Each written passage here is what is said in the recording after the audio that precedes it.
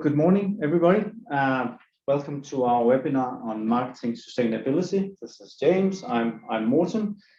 So good to see so many people.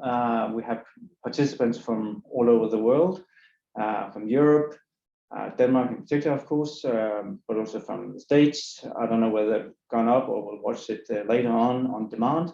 From Africa and Asia. So it's great, and it actually confirms the interest in sustainability. So James? Yeah, that's right. This is very much a topic for 2021. Let me just use this clicker here. I think we'll do. It should work now. We'll do that. Yeah. So I mean, only this year, Bill Gates has released this book, How to Avoid a Climate Disaster. And on Amazon here, it was the #1 best-selling business book for several months at the beginning of this year. But on a longer-term scale, we can see that sustainability is really starting to take off. This is a Google chart which goes all the way back to 2004, and you can see that sustainability was sort of tracking along at a sort of a fairly low level of interest until the last few years, where it's there's a very clear rise in the curve, and now the number of searches are 3 or 4 times higher than they used to be. But we will get more into that shortly. Just a little word on the agenda now. So we'll firstly introduce ourselves, and we'll also have a little poll so we can learn a little bit about where you are in your sustainability journey. And then we'll get into the main part of the presentation, which is why you should market your sustainability to customers and how to do it. And we're thinking very much in a B2B environment here. And then at the end, for those organizations that would like to have a further conversation, we've got a little offer about how that could take place. But some brief practicalities. We would love to be able to meet you in reality, in real life. But we're still doing things on Zoom, even kind of post-COVID, post-lockdown at least. So pour your own coffee. You should be on mute already, and just please stay that way so that there's good, clear sound for everyone. We will share the slides afterwards, so no need to take copious notes or screenshots, and we will record it as well so that you can share this with all of your friends and family whenever you like. You can use the chat at any time, and we'll pick up the questions and comments at the end. So without further ado, let's move into the introductions. As I'm holding the mic, I will just continue to give a little introduction to myself. So my name is James, and the name of my company is Magnetize, and I want to see sustainable products and services flourish, be the winners in the market. I have been working in B2B marketing for at least 20 years, been a marketing director in-house at various different international companies. And also been an agency leader before starting up independently. And I've also, for around those 20 years, I've been a scuba diver. And unfortunately, this very colourful sight here of coral and fish that was quite common 20 years ago has been taken a very rapid and marked decline. And I've seen that with my own eyes. So a few years ago, I decided that I wanted to be part of the solution rather than be part of the problem. So I took an MBA with a focus on sustainability at Copenhagen Business School. And now my mission is to help those B2B companies that are investing in sustainability become the preferred choice amongst their buyers. And I'm helping with creating the messages, the strategies, and the content to take that out into the marketplace and really move those companies along. Morten. Right, thank you very much, James. So my name is Morten Kornerup. I'm the co-founder of Blue Business. We actually help B2B companies across the world grow their pipeline, get better leads, and also help them strengthen their position in the marketplace. And we are here, and we've joined forces because We believe there's a fantastic opportunity, commercial opportunity, and that's really what we want to talk about. So Blue Business is very much about lead generation and account-based marketing. We do marketing automation as well with HubSpot and Act-On and ActiveCampaign. But it's really in the consulting and strategy and creativity that we are meeting today. What we have learned, James and I, we've had the fortune of working with a lot of great companies. Personally, I've worked with, for instance, with Selling Group, or we're working with Selling Group, who is one of the biggest retailers in this country, big in Germany and Poland as well. And I started working with them in 2019 and was really impressed about how much big corporations are doing. And I thought to myself, wow, I actually think the opportunity that we have as business people to make a change and impact the world is so much bigger than probably what most people realize. So that's what motivates me, that businesses can do, create a difference. They have the power to execute.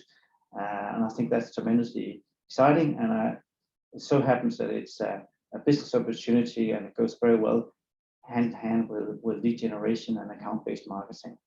So and it was their CSR report that you were working with them. We're now doing their CSR reporting and also other kinds of corporate communications for them.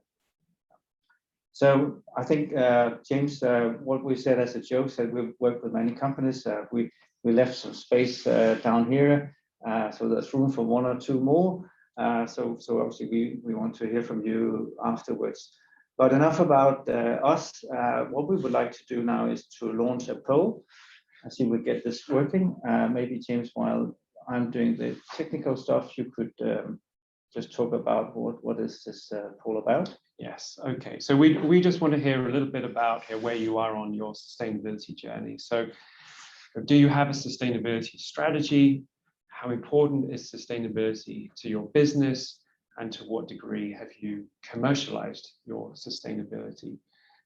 So we'll give you a minute now just to answer that question. You can see the responses starting to come in, so that's good, it's working.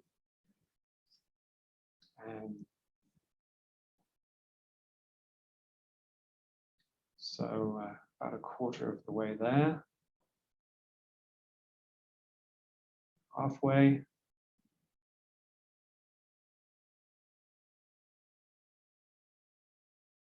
That's very good. You're very fast as well. And we will share the results and then just comment on them. Should we? Oh, we have one more. Come on, we have two more, please, and then we're ready to go. Maybe somebody's out getting some coffee. I don't know. Okay. Let's end the poll, yeah. And let's just take a look and share the results. So what we are seeing here is that 6% are saying, do you have a sustainability strategy? 72% are saying, I think that's a misunderstanding here. So 72% are saying, yes, we do have a strategy. That's good to hear. Please rate how important sustainability is to your business. So if we take very important and somewhat important, it's 83%, which I think is very good. And only 6% actually saying that it's unimportant, somewhat unimportant. That's very good. But I guess if you're joining this webinar, you're also probably working for a company that is interested in it. So what degree have you commercialized your sustainability, which is what this webinar is very much about? Okay, I think there's room for improvement. What do you think, James? Yeah, absolutely. It seems somewhat commercialized, 44%, and neither commercialized 28%, so only 11% of of highly commercialized. So a big opportunity there, and we go much more into the commercial opportunities during the webinar now. So we will stop sharing the results and move on to the next part, which is really why market your sustainability to customers. And we're going to share with you a lot of data. And if you already know this data and you already are convinced and you have convinced your senior management, just take it as a confirmation. We spend a lot of time updating and researching.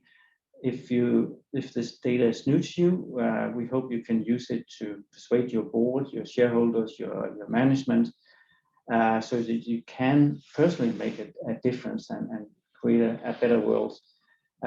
So our idea is that we will move from kind of a helicopter perspective and then ending up looking at what's actually, how big is this commercial opportunity. So if you look at the value chain of most companies today, this is an example from a Danish company named Lemvig Møller, and I think it's very typical of the value chain. So you have only the core. Many companies have decided that it's only the core of their business that they are running themselves. So at either end of the value chain, whether you're talking raw materials or you're talking end of life problems, you have to manage that, and you will be responsible for your performance and the credibility and the data that you're posting. And one of the things that we want to make sure is that you do have control over your value chain. So and how do you do that? So there's actually, could you change the one of the platforms that could help you is EcoVadis. It was founded in 2007. It's the world's biggest platform of companies that are using the EcoVadis platform to verify the data on their value chain. It gives you a lot of credibility, and we actually have one of our clients, Atea. They're actually promoting it, as you can see on their website, saying we are actually a platinum EcoVadis approved supplier.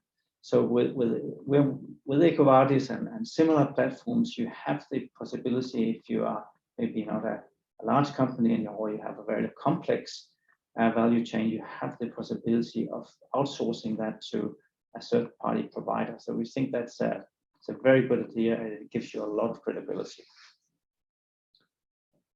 So we all know that it's money that makes the world go around, and what we can see from a lot of data is that it's just becoming a topic. And the CEO of Unilever, he's saying, I'm spending more time now discussing ESGs with investors than the latest quarter results.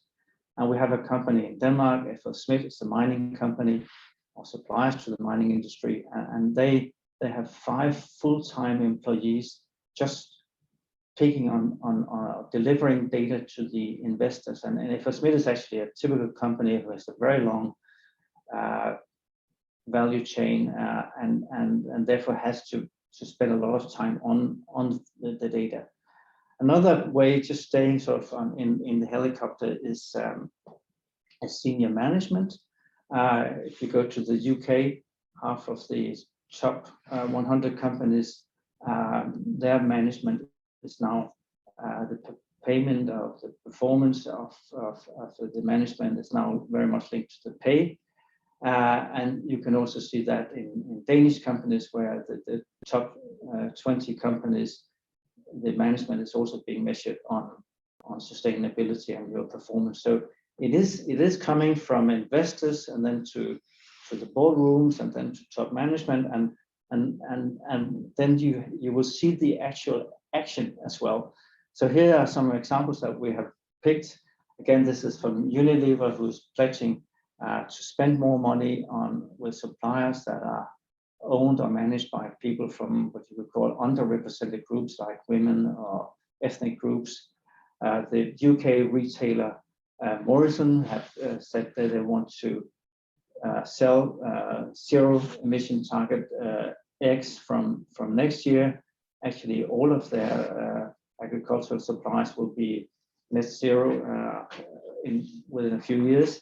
And the Danish insurance company Tryg, they said that by 2023, all the suppliers must be green. And that because for everybody, it's the electricians, the plumbers, the advertising agencies, it's actually everyone. So we're starting to see this also in the media. And if you then look at some research we will share with you, this is from research in Sweden. We see 62% of companies now have a sustainable procurement policy. Actually corresponds quite well with the research we just saw from the poll that a lot of you already have a strategy. 57% of B2B buyers say that sustainability influences their purchase decision somewhat or decisively, and we will show you data later on that, looking at this perspective from another angle, confirms this view. So Marketo came out with some research saying that 67% of B2B buyers are seeking to work with companies that are striving to lower the impact on the environment. And actually 30% of B2B buyers will disengage from a brand whose values do not match their own. And we're going to talk a little bit more about values and purpose later on, so I'll leave that to you, James. But again, some data saying this is going, if you get it right, it's a business opportunity. To some degree, it's also a generational thing. No doubt the younger buyers are more inclined to put pressure on you and take a stance compared to the older ones. So it's happening, and it's happening right now. The Confederation of Danish Industry came up with some new research actually this month, which is confirming the Marketo research, saying that 68% of B2B buyers, they actually factor brand purpose into the buying decision. And then, brand purpose, that's again, is a little bit more soft, but it again shows the opportunity if you get your messaging right.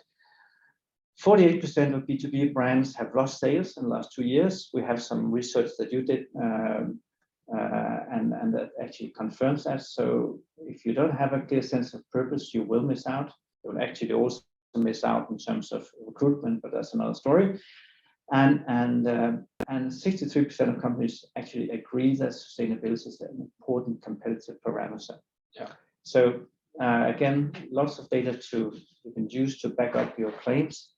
We'll now move to some research that Magnetize did last year in the UK, asking to what extent does sustainability influence your customers and prospects' decisions to buy from you? And if decisive influence, that's at least 50%, and some influence is 45, 48%. So it does have an influence, and I'm sure if we did this research this year or next year, you will see the green cake becoming even bigger. Have you lost or won business for sustainability reasons? Majority says we've won, but also a quarter saying we've either won or lost. So again, it has an influence on the market. Do you expect the influence of sustainability in buying decisions to change over the next year? It's going to change. We will see a lot more influence. I think I'm actually surprised that such a large proportion is saying no change. Again, I think if we did this, and actually the Confederation of the Danish Industry, this research from August confirms that you will have more influence on this. Importance is growing. So James, over to you. Now we Thank you. talked a little bit about sort of the hardcore business facts and yeah, that was we got a lot of trends data in there. Thanks very much, Morten. And now we're just going to move on to the second reason for you to differentiate for you to market your sustainability to customers, and that is the need to differentiate your brand. A lot of B2B companies, they are struggling with being perceived as a commodity, being chosen on price, and actually in-house marketers, 31% of them are saying that they feel that their brand struggles to communicate a distinct purpose or a strong USP. And on the other side of the table, the B2B customers see it the same way. 70% don't feel engaged with their B2B suppliers. And sustainability is a topic that is increasingly on companies' agendas, and it's an opportunity to create that connection and communicate something a little bit different, rather than the core features and functions and traditional benefits of a product. It's also a topic that enables you to create an emotional connection as well, which is especially important at the top of the funnel. People want to work with the companies that they feel that they're aligned with, such as we saw with some of that research that Morten presented earlier. And then, of course, as we go down through the funnel, we've got the rational arguments where we can present perhaps some more sustainability data points. And this chart, if we just take a look at the bottom half of this slide for a moment, because this chart basically shows how much money are companies spending on sustainability. And this was some research conducted into food producers. And what we can see, there's a big 48% in the middle, so approximately half of all of these food manufacturers are spending 6 to 15% of their earnings on sustainability initiatives. And then if you look to the left side, around a quarter are spending less than 6%, and then on the right-hand side, another quarter approximately are spending more than 15%. So you can see, there's a great opportunity, a very obvious opportunity for those companies that are in the top quartile, because they're going to have a very strong sustainability story to tell their customers, because they're investing more than their competitors. But even if you're in the middle section, that middle half where you're kind of keeping up with your peers, investing more or less the same amount of money as them, you still need to communicate your sustainability here to customers. And you've got a good basis for doing so, because you are making investments, and you may not want to position your brand as an out-and-out sustainability leader. That might not be credible if you're in the middle, but you can certainly position your brand as sustainability competitive, in the same way that you want to position your brand as being price competitive, quality competitive, performance competitive. So so that communication needs to take place, because as we've seen from the previous section, customers are buying on the basis, it's one of their decision-making criteria that they're factoring in. The difficult situation is for those companies that are under-investing compared to their peers. And it's going to be very difficult for them to, they're going to have to have very strong other reasons to compete, because they're not going to be able to claim to have a sustainable position. Now, if we just look at this model to see how this might play out. If let's say today you're not positioning yourselves particularly as a sustainable brand. It's not something that you're communicating around. You don't have a strong message. Now we've got so your competitive position today is given by this shaded orange area. In other words, it's what you're offering and what is the intersection between what you're offering and what your customers want, but what your competitors are not offering. The little white triangle right in the center of the diagram the table stakes. So that is, you know, all the standard stuff that all products or services in your category offer. And it doesn't, you know, it needs to be there. You need to communicate about it, but it doesn't help enable you to stand out. Now, let's say that you start to communicate about sustainability. Then we move into a different situation. The perception of your brand changes. Oh, okay, now this company offers, you know, more of what we want. And what happens then is that your competitive advantage increases. So after that repositioning, and that, you know, of course, that takes time, you know, to achieve that. But your competitive advantage is going to improve compared to your competitors. The third reason to communicate, market your sustainability to customers is that it's going to strengthen your brand. And research shows that when you strengthen your brand, you're far more likely to be able to achieve higher prices. Again, going back to that commoditization, you know, issue, a lot of B2B brands, you know, find that there's, you know, price negotiations and it's tough to achieve their target price. So, but, you know, offering, you know, what your customers want strengthens your brand, it enables you to achieve those higher prices, earn more money as a business, and then reinvest in sustainability initiatives to drive the needle even further, offer even more that your customers find valuable, and strengthen further your competitive advantage. So a very, very compelling financial case. Many of you on the webinar this morning have said that you have a sustainability strategy, and you may also have a sustainability report, especially if you're a bigger company.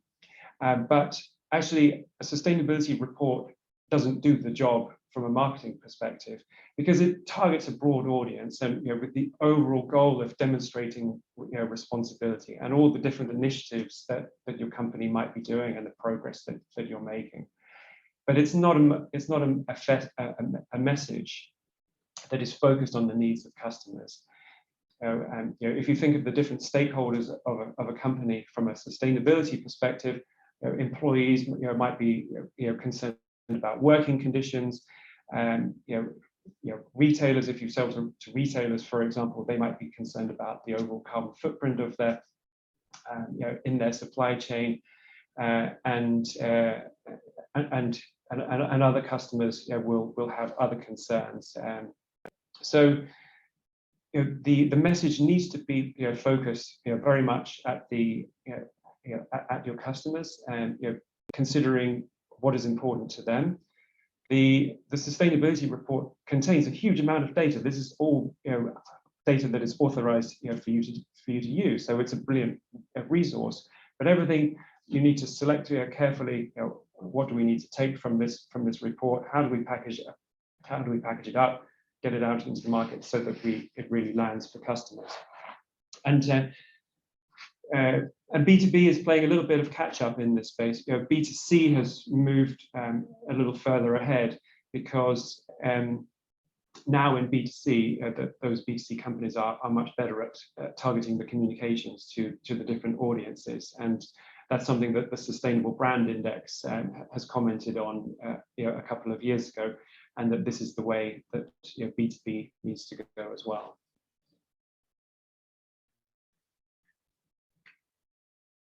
The next reason to market your sustainability to customers is that actually, you know, when the impact that you're making, you know, in the market, you know, it starts to be reflected in your brand, and your brand becomes known as, you know, being a sustainable brand, being very relevant in, you know, in this decade, then it's far more appealing to employees. And, you know, 92% of millennials say that it's important to work in a socially and environmentally conscious company. And millennials, of course, you know, this decade they will be, you know, taking up the you know, the lion's share of, you know, they will be the biggest demographic within the workplace. So in order to be able to attract talent, retain talent, this is, you know, a key factor. This is you know, an additional benefit that you have from creating that brand in the marketplace. So those are some of the key reasons. Just to step out again, into the bigger picture. And this is a momentum. This is a movement that is growing with momentum. We have a Democrat back in the White House, and now they have joined the Paris Accord again, so limiting the growth of limiting temperature rises to 1.5%. And Joe Biden government has committed $2 trillion to sustainable infrastructure development. The World Economic Forum also communicates on a daily basis about all of the sustainable innovations that are going on within the companies that it represents. So this is, and I mean, really every day of every week, it's difficult to avoid in the news, some hearing about what some of the big companies are doing in Denmark.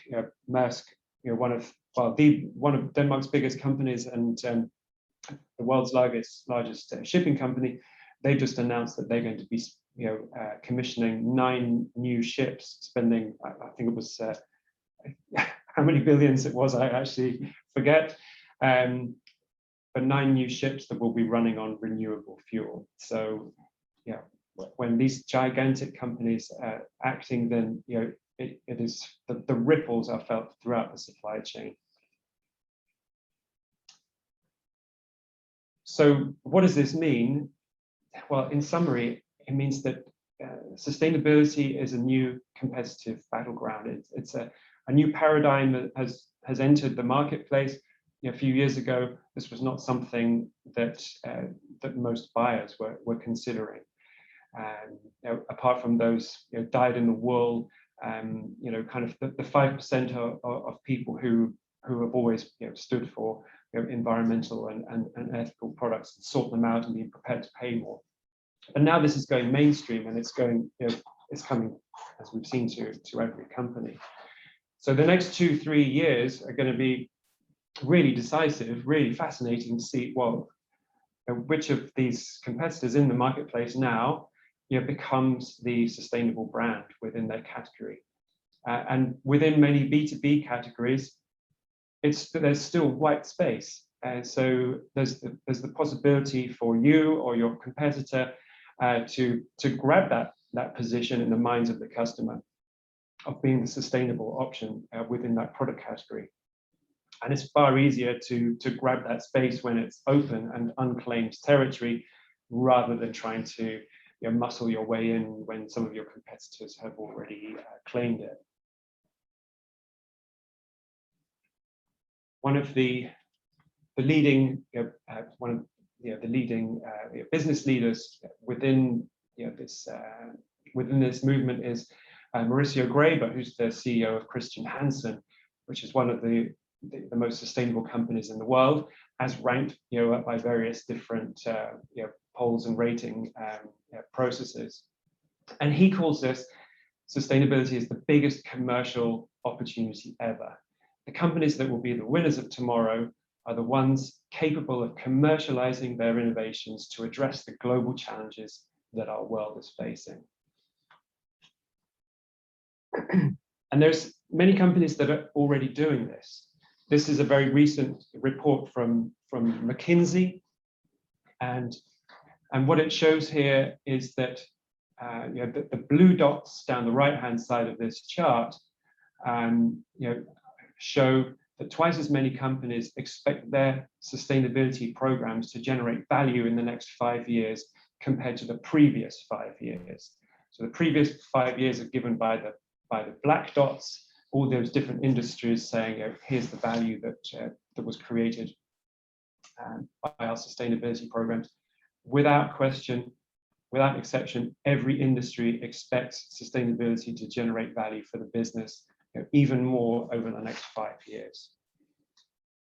And for the companies that are already creating that value, McKinsey says that marketing has been key part of that. They say value creators are more likely to market their sustainability and offer sustainable brands. So they are going out to their customers, finding out, listening to their issues, and creating appropriate solutions,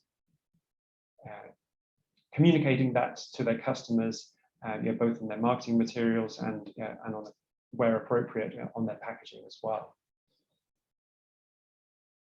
So that's the upside.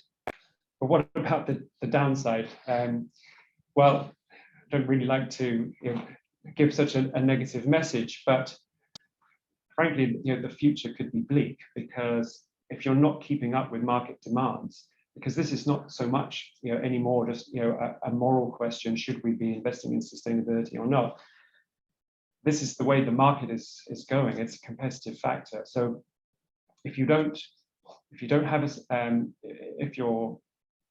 offering is not seen to be sustainable and isn't sustainable, then that's going to lead to challenging sales situation, which can affect your financial outcomes. You're going to start losing talent and investors, and ultimately fail to have the impact that you want to have in the world. So, as the chart on the bottom left indicates, there's a little bit of an inflection point here, a decision to make. So, are we going to invest or not? And as the CEO of a very large foundry company, Danish company, this week said in person, the business newspaper, our focus had to be a complete green transformation if the company wasn't to end up in the grave within a decade. So for them, a very clear life and death situation. But it's also a wonderful opportunity for marketers, because we all want to go to work every day, enjoying what we're doing, feeling that we're making a contribution. And the thing is that your company may have made some investments in becoming more sustainable. Perhaps made some changes to its manufacturing processes, or some of its contracts and its supply chain, whatever it might be, a range of things. But all of that is meaningless if unless the more sustainable products and the more sustainable companies are the winners in the market. So this is why marketing is really, really fundamental, because we need to turn that potential into commercial reality, and at the same time, we get to feel good that we're making our mark and making a difference in the world as well. So, Morten. Right, thanks very much, James. I think it was intriguing, going from when I started in the helicopter, looking at capital and management, and then going into the marketplace, and you talking about sort of kind of maybe some of the soft issues, but I think in particular the slide from McKinsey about how marketing can make a difference is quite impressive. So what we actually want to do now is launch another poll, enough from us right now. So we will, while I am doing this, here we go. So what do you want to hear, James? Would you want to take this? So sure, yeah. So just want to hear, you've had a chance to digest the information that we've provided so far this morning, and perhaps you've also had discussions internally within your business. So what is the reason for you to market your sustainability?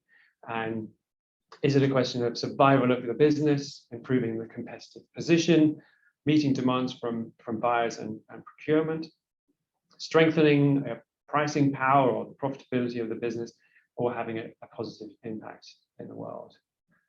And I can see we're about 50-60% of the way through, so we'll just give a few more seconds, see if we... we say already, luckily now it looks like that none of you fear sort of survival of your business. I think that's good, but it also shows that you are working with the topic.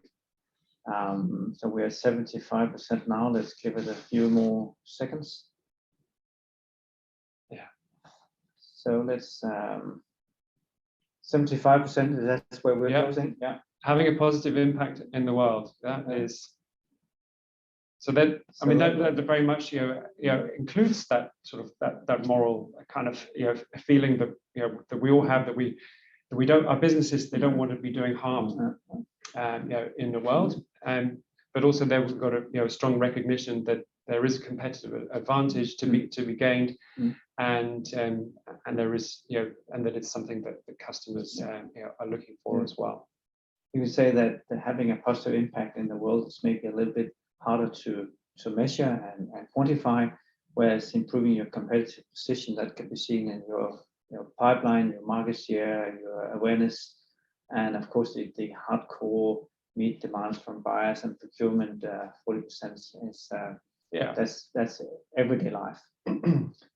So James, now we had a lot of data, and we've also heard from the audience, but how do you actually do it? Yes, how do we do it? Okay, so let's go into the second chunk of this presentation then. So how to market your sustainability to customers? Well, let's just take a helicopter view to start with here, and with these 5 steps to marketing your sustainability, and really where it starts is with that agreement to act. So gaining consensus, understanding the business case, such as the drivers that we saw in the poll just now, and that there's a consensus amongst the leadership of the business that this is important, this is something that we have to do.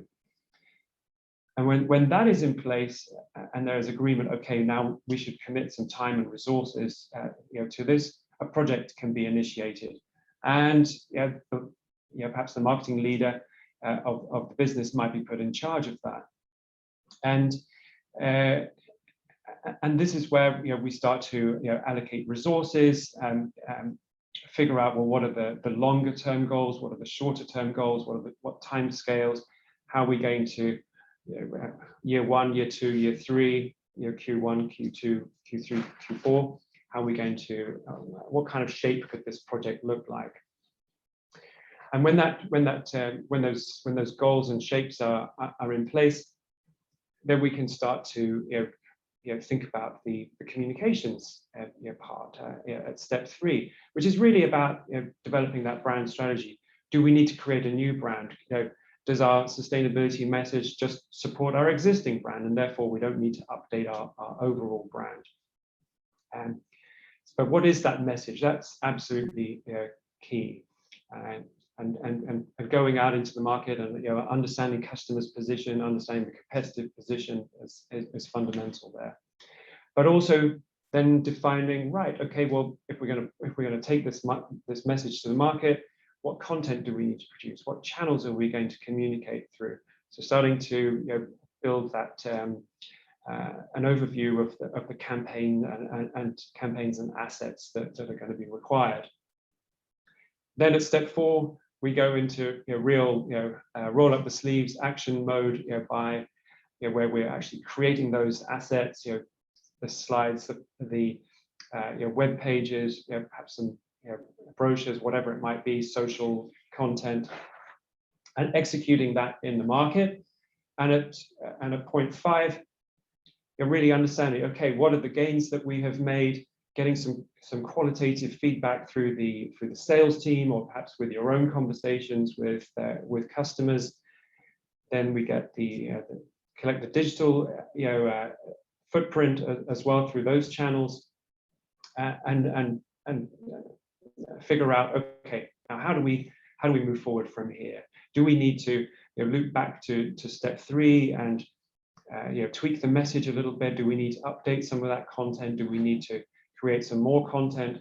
What is the communications plan for the next quarter or 2? And then we go more into that. Then sustainability at this point, as a communications theme, goes more into the business as usual track, and has left the kind of the launch phase.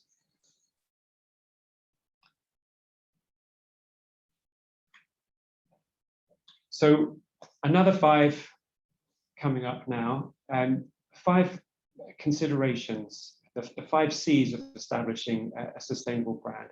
So here's just really a few things to think about as you go through that the core marketing communications work.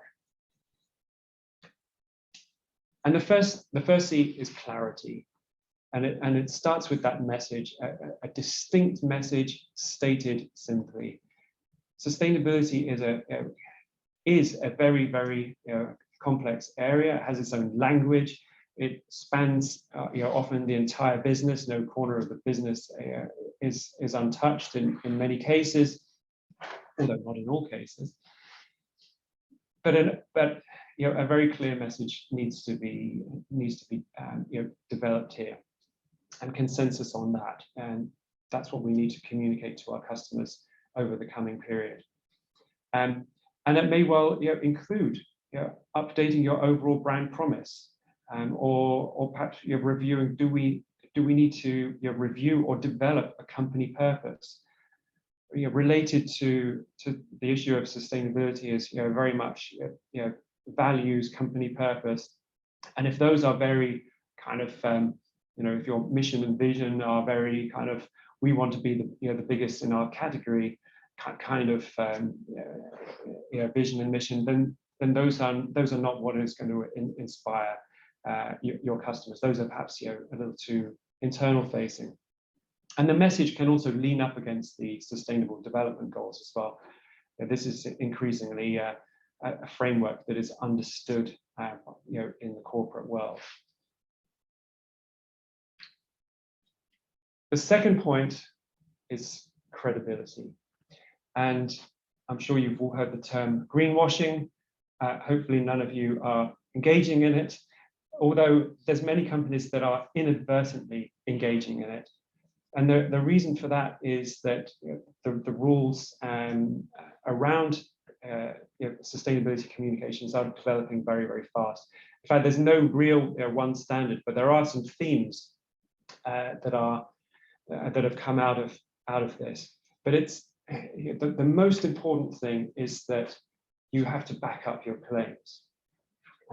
So if you're making a claim that your product or service is sustainable, then we need to make sure that is really the case. And sustainability is a very, very broad term. It ranges from environmental sustainability to social sustainability, and it means that biodiversity, labor rights in your supply chain, all of these things you've taken care of if you want to be able to call your product or service sustainable.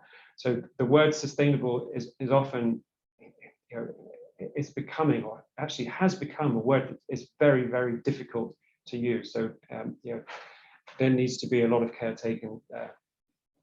But mixing up data and stories, data is interesting, but stories are where people can really engage, and just take care that your messages are on a very stable footing. Competitiveness, you're often when you start to communicate your sustainability, that can actually open up a new target market. So companies that perhaps really value sustainability that you haven't been able to appeal to before, and are now on your radar. But if you just think about your existing target market, who are the people there? Are they millennials, Gen X? How much do they care about this topic? What are the particular issues in their industry? What are their value? What are the values that they hold dear? So it's not about communicating all the wonderful, amazing things that you're doing, but it's about communicating what is absolutely of value to your customers, and not saying the exact same thing as your competitors. The fourth C is creativity, because we want to, of course, interest our customers in our offering, not bore them into caring about our offering.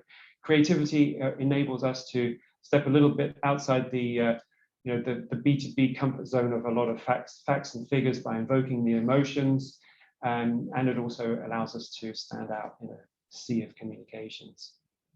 And then finally, the fifth C is consistency, because a sustainable brand, or a brand that is seen as also sustainable is not built in a quarter.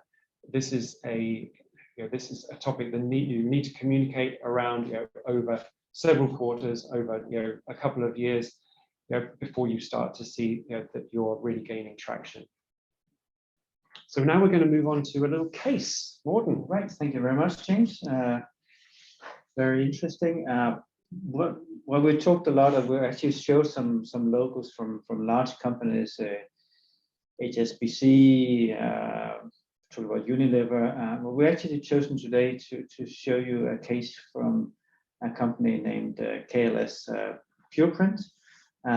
It's a small family-owned printing company based here in Copenhagen, and some of you who may know sort of the printing industry knows that it's a market in decline. But KLS is a fourth generation family-owned company. The market is declining with 5-10% annually, actually.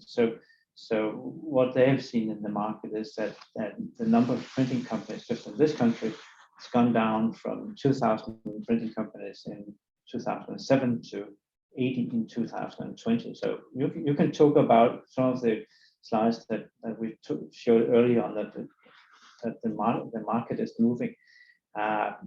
So what they decided was that in 2015 they went on a mission and said, we want to be the world's most sustainable printing company. And I think that is very, very cool for a fairly small company to come up with that vision.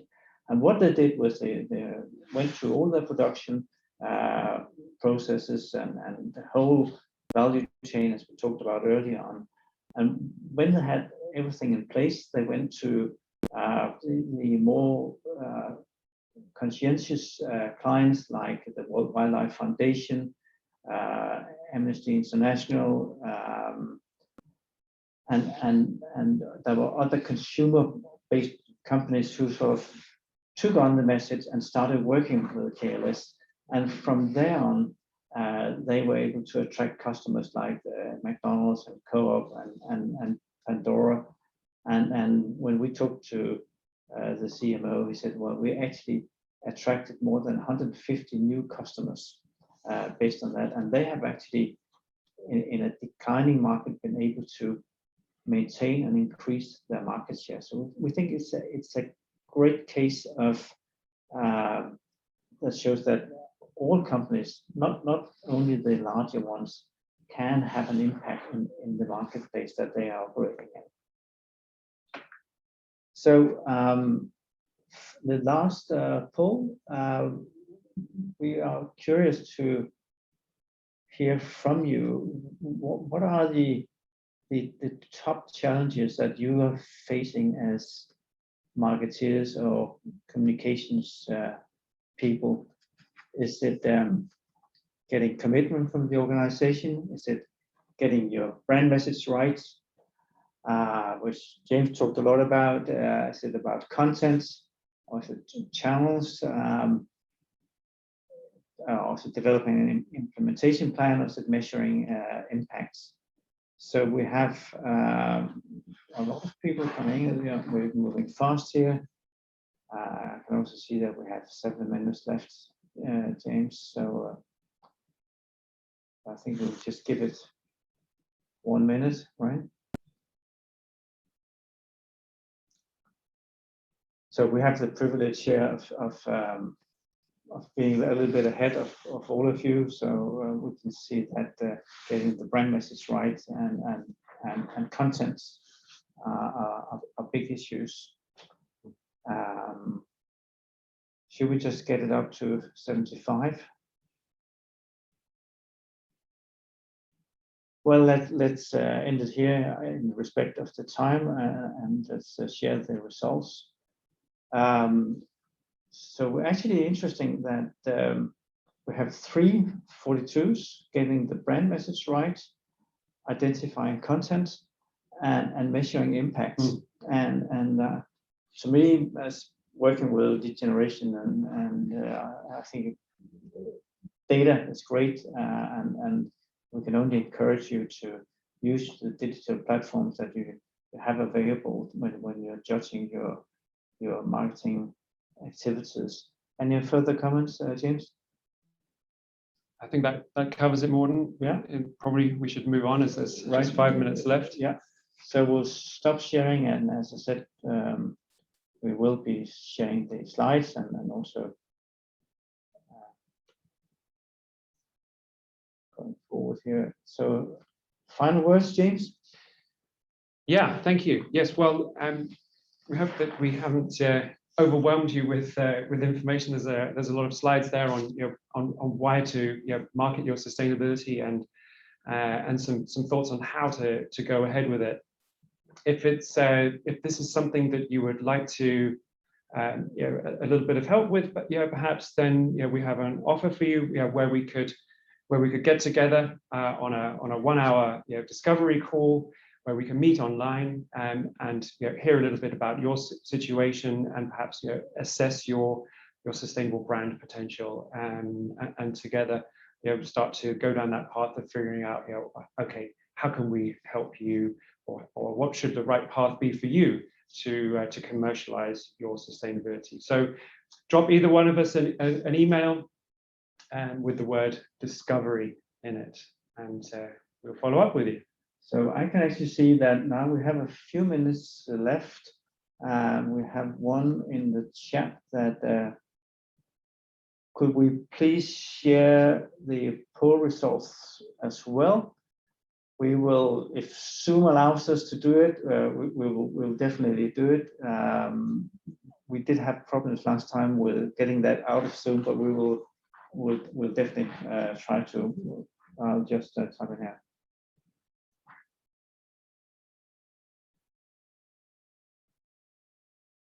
We'll do our utmost. Okay, any other questions? Actually, well, if there's anyone just typing in a question that we do get quite a lot is when is the right time to start communicating? And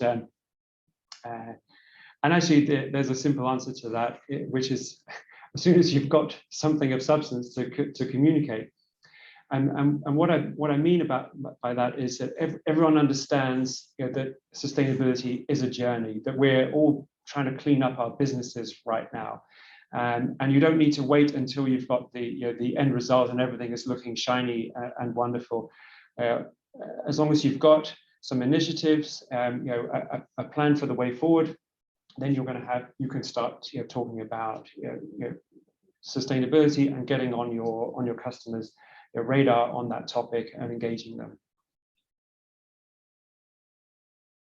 Right. No further questions? No further questions. So will you be giving the closing remarks, James? Wow, yes, absolutely. Well, by all means, get in touch with us by email if you have further questions. We love speaking to people on this topic. And we can connect on the phone as well. But we hope that we have helped to clarify and perhaps help you build a business case for why you should be developing your marketing in the direction of sustainability, and some beginning some pointers on how to go ahead and do that. Right. And again, we will be sharing the slides. This webinar has been recorded, and we will publish it on our website. So we'll send you an email with links both to the webinar and to the slides. And actually, we also have an ebook on this topic that's available for download. We will mention that in the mail as well. That's true. So thanks very much. Have a great day, and thank you for your interest. Thanks very much. Goodbye. Bye. Stop. Don't close it. We want to. We're not sharing anymore. Thanks